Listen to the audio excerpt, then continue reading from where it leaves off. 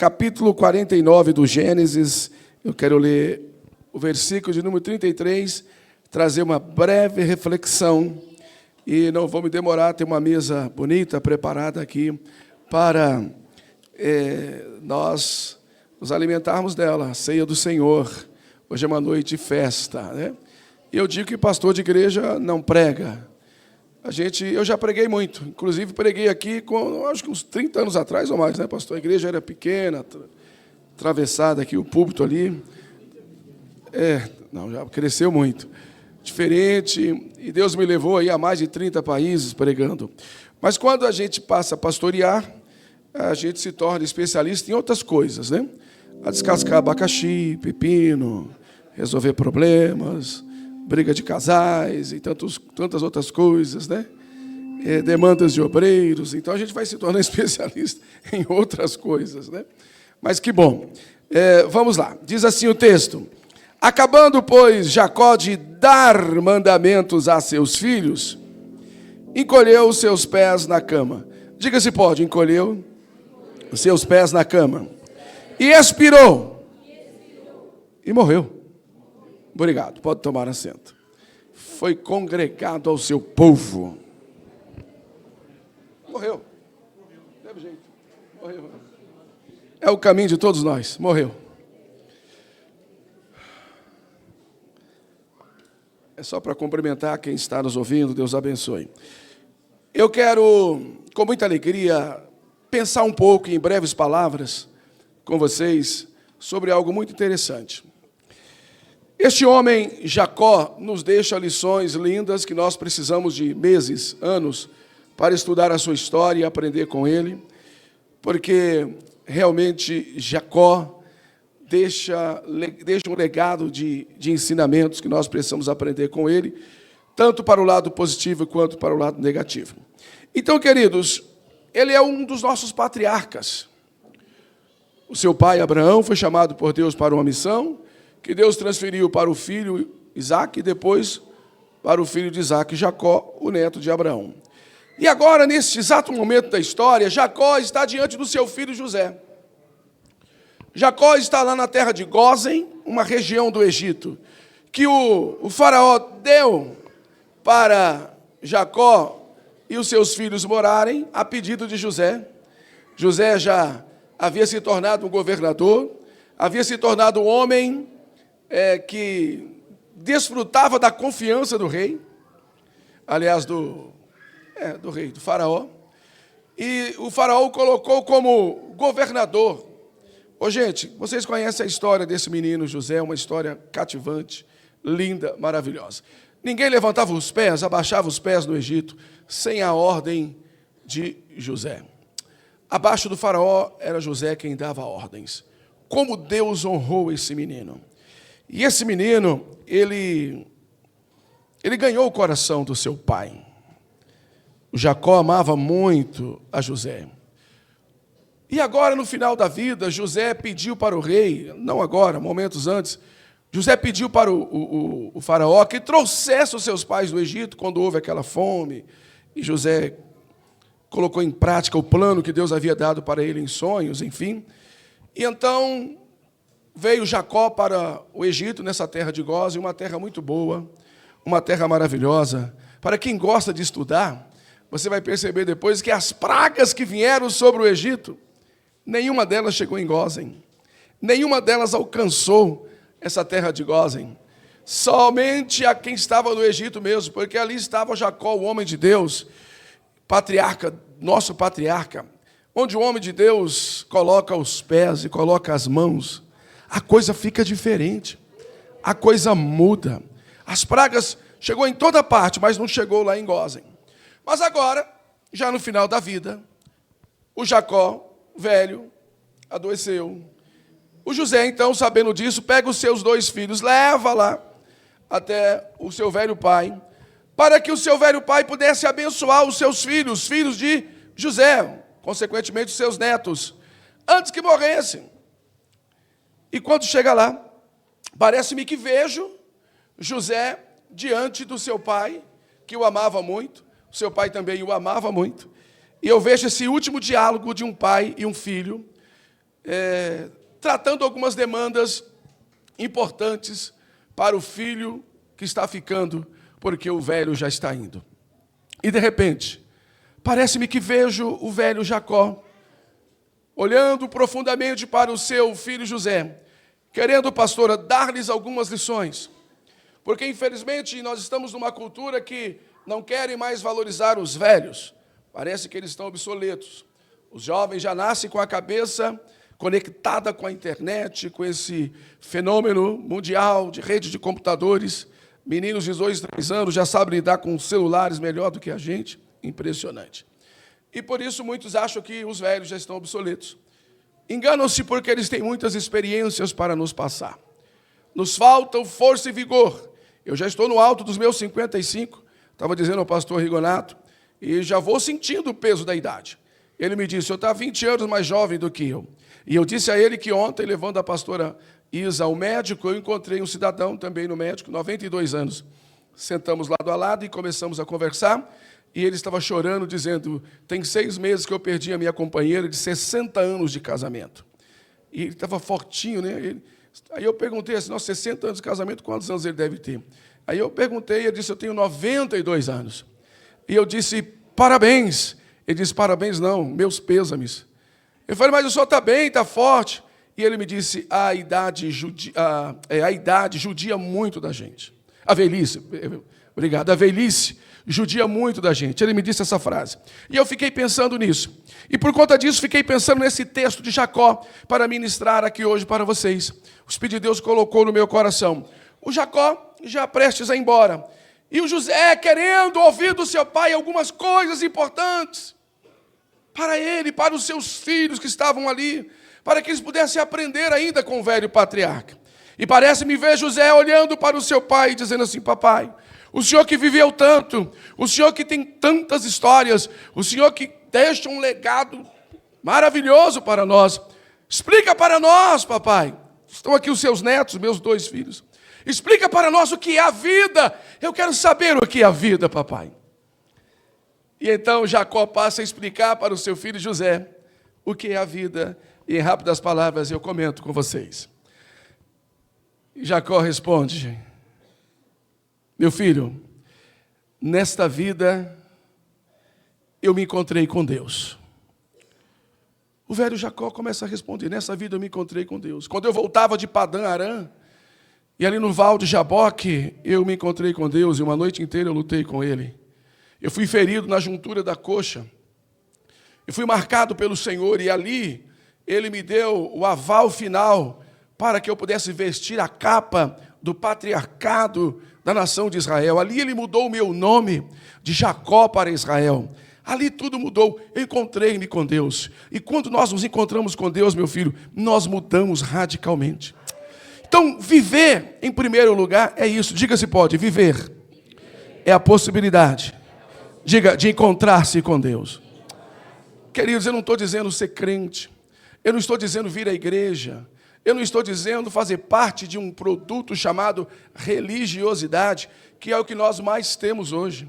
A religiosidade é uma indústria de cosmético, quer deixar a gente bonito, lindo, performado pelo lado de fora, ainda que por dentro esteja podre. Para a religião não importa. O importante é que estejamos bonitos dentro do perfil que ela quer, que ela exige para esse tempo atual. Agora, viver com Deus, encontrar-se com Ele e sofrer mudanças necessárias para que possamos ter aqui o caráter dEle, para que possamos representá-lo aqui da forma que de fato Ele quer. Então, se você ainda não se encontrou com Deus, esta é uma noite especial que o Senhor preparou para mim e para você, para encontrar-se com Ele. Encontrar-se com Deus é sofrer mudança no caráter, é sofrer mudança na sua forma de crer, de ver, de enxergar a vida. Encontrar-se com Deus é não mais querer valorizar o seu eu, é dizer assim, não, para mim nada mais serve. O que importa é que Cristo vive em mim, o que importa é que Deus agora comanda a minha vida, o que importa é que os meus passos são dirigidos pelo Senhor, o que importa é agradar a Ele, não a mim, não aos meus desejos. Então, encontrar-se com Deus é a possibilidade de sofrer mudanças, Se você está na igreja há 5, 10, 15 anos e não sofreu mudanças ainda, você não se encontrou com Deus. Mas hoje é uma noite especial. Talvez esse culto ainda antes de terminar, você pode ser tomado pelo Espírito e ter uma experiência poderosa com o Senhor. Se não for nesse culto, pode ser na sua casa. O Senhor pode te dar uma visão, uma revelação, um sonho. O Senhor pode te dar uma experiência e você ter um encontro especial, extraordinário com Ele. Eu imagino José ouvindo isso do pai. Quer dizer, quer encontrar-se com Deus? E ali, meu filho, eu tive que largar todo o ódio que eu nutria há quase 30 anos do meu irmão Esaú, porque saí de casa e o deixei babando ódio por mim, querendo me matar. E quando eu me encontrei com o Senhor, a primeira coisa que eu fiz foi me render diante dele, foi pedir perdão para ele, foi abraçar-me com ele, foi chorar com ele, eu fui beijá-lo, nós fomos nos consertar depois de muitos anos, e ele seguiu o seu caminho e eu segui o meu. Então quem encontra-se com Deus, ele libera o perdão, ele libera o ódio, ele libera o rancor, ele libera a mágoa, ele não fica nutrindo mais essas picuinhas, essas coisinhas. Eu nunca vi um ambiente tão esqueci o nome da palavra, quando a pessoa trabalha à noite, que tem aquele... mas por conta do quê? Tem por conta da periculosidade, esse nome, insalubridade, obrigado. E as igrejas, infelizmente, têm sido um ambiente insalubre, desse negócio de maltratar um outro, porque falou do outro. Porque fulano olhou torto para mim, porque fulano está aqui na igreja, tudo que ele faz olha lá, está vendo? Ele está falando para me provocar, ele está falando para me ferir, sabe, irmãos? E a gente passa anos a fio, nutrindo rancor e um ódio, morrendo, adoecendo, e não abre o coração. Não vou pedir perdão, não fui eu que falei, não fui eu quem fiz, foi ele quem fez. Se ele quiser, ele que venha a mim, eu não vou a ele. Aí vai adoecendo, fica aquele clima insalubre, sabe, irmão? Mas encontrar-se com Deus é abrir mão da razão, é abrir mão do direito. Pastor, estava certo, que bom, abra mão disso e receba o Espírito de Deus, encontra-se com Ele. E vá alguém e diga: eu te peço perdão, meu irmão. Foi eu que fiquei chateado com você, você que falou coisas a mim, mas eu te perdoo em nome de Jesus. E libera, e muda. Deus está falando conosco aqui nesta noite. O Espírito de Deus está falando profundamente. Até quando a gente vai ficar com essas picuinhas, sabe? Nos matando, nos adoecendo, sabe, irmão? Nos judiando, sendo que o nosso objetivo aqui é outro, é adorar o nome do Senhor. E cada um com a sua diferença. E aí o problema é que querem que todos sejam iguais. Gente, desculpe-me, o céu não são dos iguais. O céu é para os diferentes. Porque se fosse para os iguais, ou eu ou o senhor não iria, porque a nossa pele é diferente. Como é que faz? Então tem que ser igual. Os céus é dos diferentes. O Evangelho alcança os diferentes e molda pelo poder da palavra e nos coloca na posição que Deus quer. Então nós agora estamos na posição que Ele quer. Então, gente, querer colocar todos dentro de uma forma tem que ser todos iguais. Não, gente, eu sou assim. Eu não tenho culpa de ser bonito do jeito que eu sou. Desculpe-me. E dou glória a Deus por isso, pastor. Agora, eu não sou bonito igual o pastor. Descanse o seu coração, porque você também é bonito. Todos têm uma beleza.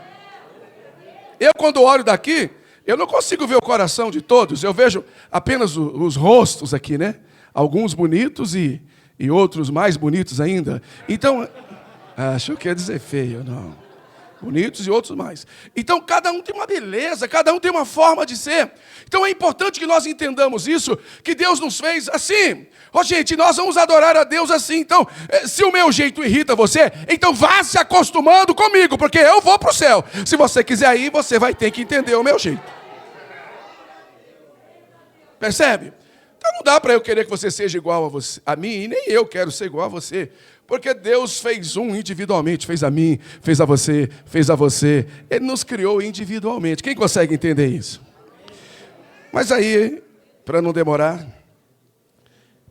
eu vejo José olhando para Jacó e falo: pai, e o que mais? Tudo bem, o senhor se encontrou com Deus, mudou a sua vida. O que mais?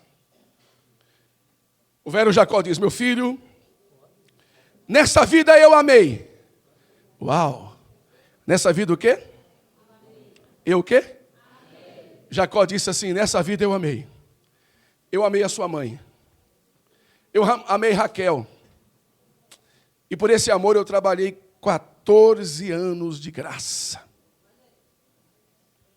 Todas as vezes que eu falo esse assunto, a minha esposa, a pastora Isa, pergunta, meu bem, você teria coragem de trabalhar 14 anos de graça? Todo dia do pagamento pegar assim e entregar para o meu pai, seu sogro. Dizer, isso aqui é pelo amor que eu tenho pela sua filha. Ô, gente, tem que dizer que sim para não dormir na sala, para não ficar sem janta. Mas não é brincadeira, não. Vamos trabalhar 14 anos de graça, dando um salário para o sogro. Eu vou falar para você, viu? A esposa faz cada pergunta para a gente, né? Tem hora que é difícil de responder. Um dia desse ela perguntou, pregando sobre um assunto lá, não me lembro. Terminei de pregar, ela falou, meu bem, se acontecer, Deus nos guarde. Mas se acontecer de um dia fomos assaltados, o ladrão colocou o revólver na minha cabeça querendo me matar. O senhor vai dizer para ele, você vai dizer para ele, não, mate ela, mate a mim. Ela queria saber se eu fosse dizer isso. Eu disse, minha filha, mas o revólver já está lá. Já está tudo certinho, vou arrumar confusão para... Você entendeu? Pelo amor de Deus, eu não garanto nada, não. É difícil uma coisa dessa. São perguntas que a gente fica com dificuldade. Né? Eu posso, de repente, virar um leão, ir para cima do indivíduo e tomar a arma dele e matar ele. Mas também eu posso virar um gatinho e sair correndo de medo, porque eu não sei qual será a minha reação. É mais fácil. Então são questões difíceis de responder. E não adianta mentir. Não é verdade? É difícil, meu filho. Então, eu amei. Eu trabalhei 7 anos. Ao final dos 7 anos, eu fui enganado pelo meu sogro, que é o meu tio, Labão. E eu precisei trabalhar mais 7 anos pelo amor da sua mãe. E ela não pôde chegar aqui comigo. Ela morreu. Eu precisei sepultá-la. Mas eu amei Raquel. Parece-me ver José com os olhos fitados nos olhos do seu pai, Jacó, e dizendo, pai, quer dizer que nessa vida o senhor amou, amei, meu filho, amei muito. Por isso eu tenho um carinho e um amor muito grande por você, porque você representa este amor que eu tive por sua mãe. Sabe, irmãos, viver é isso. É a possibilidade de amar, é a possibilidade de querer bem. E durante muitos anos eu aprendi na igreja que amor é um sentimento. E eu cresci com esse sentimento, sofrendo barbaridade. Porque eu não conseguia amar algumas pessoas, não tinha esse sentimento por algumas pessoas. Eu não tinha raiva, mas eu também não tinha esse sentimento de amar. E eu ouvi os pastores dizendo, o amor é um sentimento, você precisa ter esse sentimento. E eu descobri na Bíblia que amor não é um sentimento, amor é uma decisão. Você decide amar alguém, ou você decide odiar alguém. Olha que coisa impressionante. Então o amor é uma decisão. E Jacó decidiu amar a Raquel mais do que Lia. Então eu e você podemos nessa noite, passando por essa vida, por esse restinho de tempo que eu e você temos aqui ainda nessa terra, nós podemos amar, decidir por amar aqueles que nos perseguem, aqueles que falam mal de nós, aqueles que não gostam de nós, aqueles que têm inveja da nossa beleza. Vamos amá-lo, porque é melhor amar do que odiar. Quando você ama, você entra no circuito divino, porque o nosso Deus é amor. Então quando você ama, você atrai Deus para ocupar todos os espaços da sua vida, e o ódio não tem lugar, a mágoa não tem lugar. Nós precisamos amar. Decida amar. Pastor, mas é difícil, porque tem gente que é difícil. Eu sei que é difícil. Tem gente que não é fácil, irmão. Não, é brincadeira. Tem decisões que... Os filhos, por exemplo, nós amamos os filhos, é uma decisão. Mas eu conheço pai e mãe que depois do filho praticar tantas coisas erradas, eu já recebi no gabinete uma mamãe dizendo assim, pastor, eu desisti dele. Eu não quero mais saber. Eu não aguento mais. Olha, quando uma mãe decide de um filho, pastor, eu acho que não tem mais jeito não, né? Porque ela representa todo esse amor divino, todo esse amor de Deus, muito mais do que eu, porque ela tem a capacidade de gerar a vida. Olha que coisa impressionante. Então, irmãos, não é fácil para um pai ouvir determinadas coisas de um filho que não quer mudança. Assim como não é fácil para Deus ouvir determinadas coisas minhas e suas na oração, e que falamos com Ele apenas por falar, mas nós não queremos mudar. Eu disse terça-feira na mentoria, na mesa pastoral na nossa igreja, que um dia eu recebi no gabinete um cidadão, era um cidadão muito violento, muito bravo, gostava de briga, era da igreja. E ele entrou no gabinete dizendo: pastor, eu vim aqui para dizer para o senhor que eu tenho uma outra família, viu? Antes que alguém fale, eu vou dizer para o senhor que eu tenho uma outra família. Porque eu não tenho duas caras, eu não sou hipócrita, não sou mentiroso. Então eu mesmo vim falar. Mas não mudou nada, gente. Ele confessou, não é mentiroso, mas é adúltero.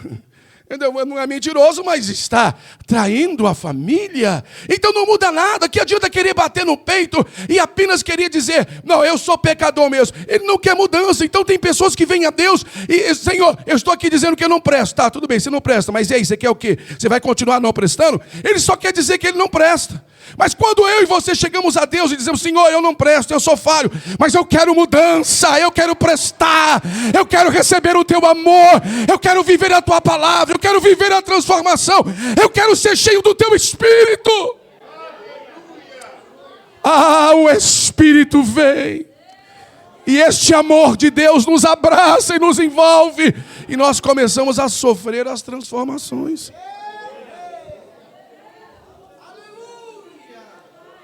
Eu fico pensando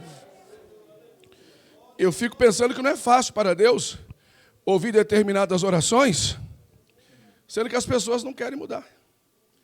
É igual o pai ouvir de um filho uma situação: ó, pai, eu pratiquei uma coisa muito errada. Estou fazendo algo muito errado, pai. O pai já fala: meu Deus, o que está acontecendo? O que foi, meu filho, que você está fazendo? Ah, pai, eu estou torcendo pelo Corinthians. Ah, aí é difícil para o pai perdoar mesmo. Isso é duro para o coração de um pai. Então você percebe que são coisas que as pessoas querem comentar, mas não querem mudanças. Não querem mudanças. E por que Deus me deu essa palavra hoje? Porque hoje Deus está dando oportunidade para alguém mudar de situação aqui. Para alguém mudar de vida aqui. Diga se pode viver, encontrar-se com Deus. Diga: viver é amar. E por último, Jacó, olhando para o seu filho José. Ele pede para José assim: José, promete para mim que você vai me atender nessa solicitação que farei. Sim, papai, pode pedir. Tem uma chancela do aperto de mão. O que o senhor quer? Promete para mim que quando eu morrer, o senhor não vai me deixar, você, José, não vai me deixar enterrado aqui no Egito. Você vai levar os meus restos mortais lá para onde estão os meus pais, os nossos patriarcas. O Senhor vai levar onde está a nossa amada. O Senhor vai me deixar lá, eu não quero ficar aqui, eu quero ficar junto a eles. José falou: tá bom, pai, eu não quero que o Senhor morra, não.